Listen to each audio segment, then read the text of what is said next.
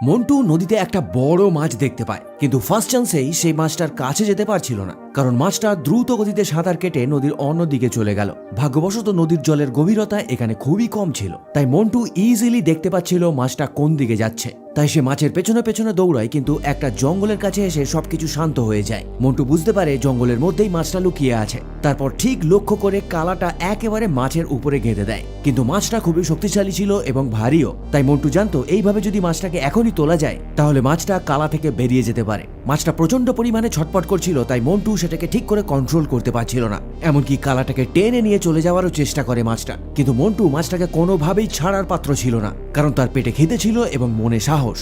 তবে জলের তলায় মাছের ক্ষমতা এবং সার্ভাইভাল ইনস্টিংক্ট অনেক বেশি থাকে। মন্টু সেটা জানতো, তাই সে মাছটাকে কিছুক্ষণ সময় দিল ক্লান্ত হওয়ার। তারপর আস্তে করে সে মাছটাকে জলের উপরে তুলল। মাছটা সত্যিই বড় ছিল, নানা করে হলেও 5-6 কেজি ওজনের তো হবেই। তবে আপনাদের বলতে হবে এই